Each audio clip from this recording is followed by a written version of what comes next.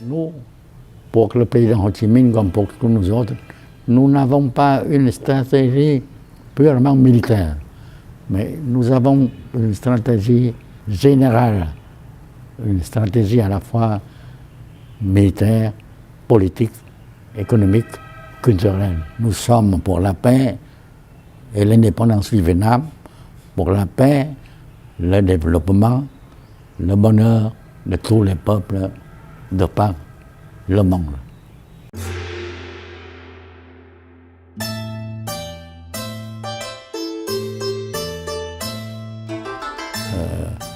J'adhérais au Parti communiste. À ce moment, j'étais en même temps, n'est-ce pas, professeur à une école privée. Alors je ne songeais pas qu'un jour, n'est-ce pas, je deviendrais militaire.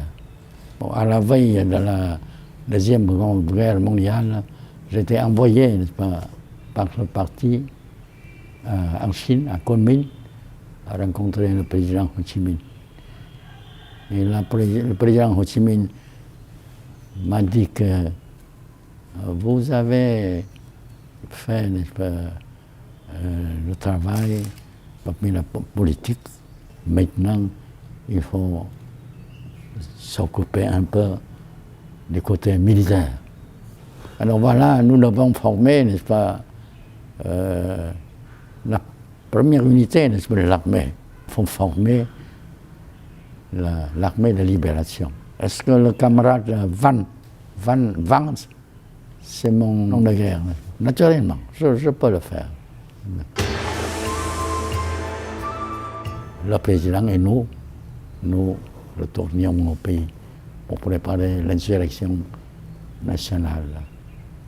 Et revenu au pays, le président m'envoyait, n'est-ce pas, faire des campagnes d'organisation, n'est-ce pas, des masses dans la région montagneuse, parmi les minorités ethniques.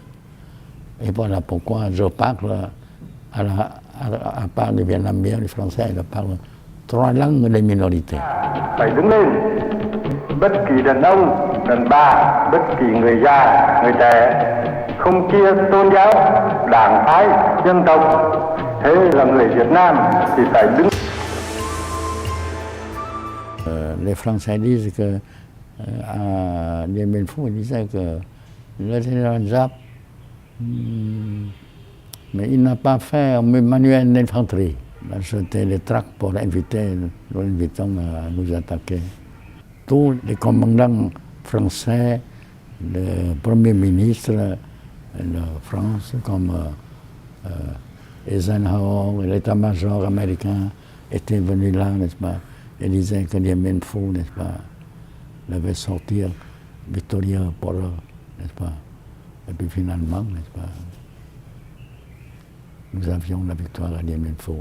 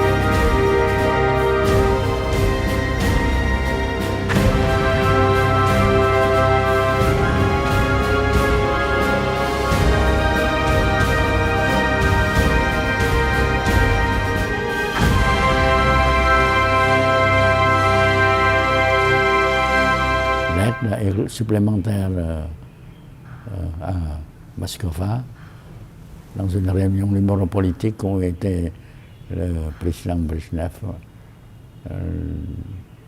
Alors on m'a demandé, vous dites que vous vaincrez les Américains. Et nous vous demandons, vous avez combien de régiments de tanks lourds et les Américains combien? Combien vous avez d'avions de réaction et les Américains combien? Je leur ai répondu, je connais la question, c'est la question des rapports des forces, la corrélation des forces, ce que vous enseignez à l'académie militaire. Et pour moi, la science militaire soviétique, c'est une académie, n'est-ce pas, qui a une grande suprématie.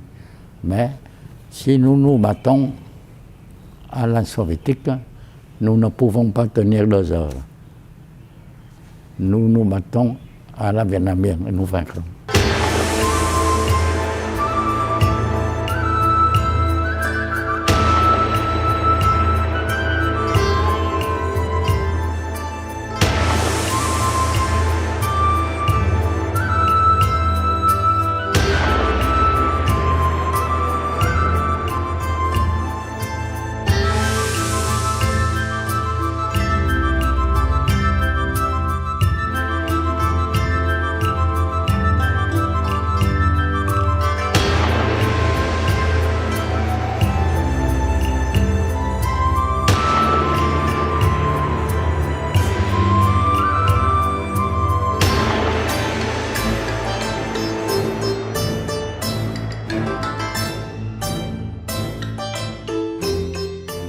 En 1973, il y a eu le raid aérien des B-52 américains sur Hanoï, Haiphong, n'est-ce pas? Alors Nissan était convaincu que nous ne pouvions pas résister.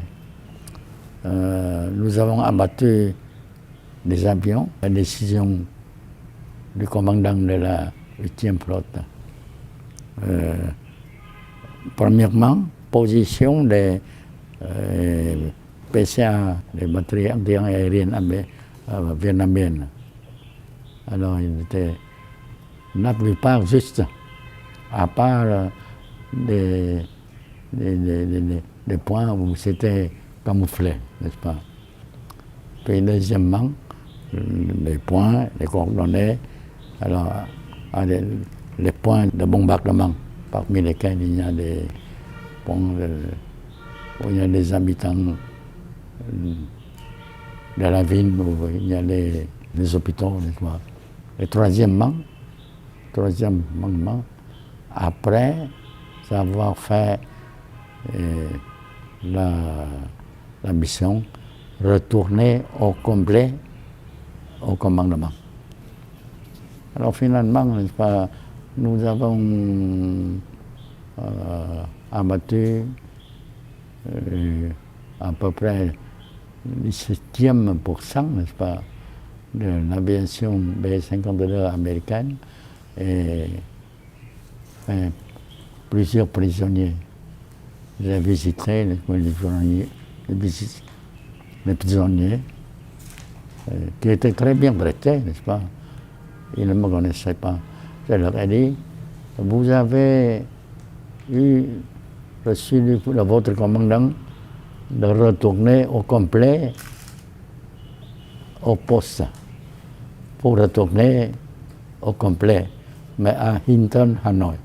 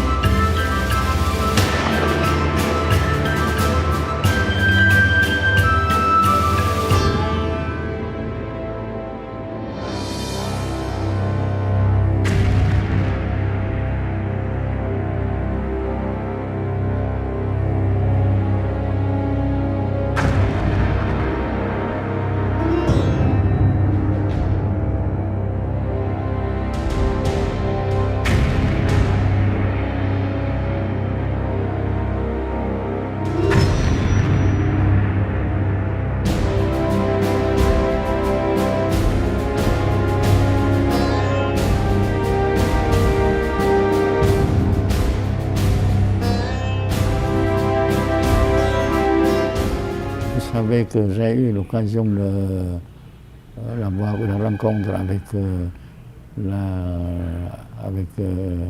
McNamara. Il me disait que je vous considère comme un général légendaire. Quel est le plus grand général de l'armée vietnamienne sur votre ordre? Et je lui ai dit, et le plus grand général, c'est le peuple vietnamien. Moi, j'ai eu une contribution à la guerre, mais c'était qu'une petite partie, une modeste contribution. Une goutte d'eau dans la mer, on peut dire, dans l'océan.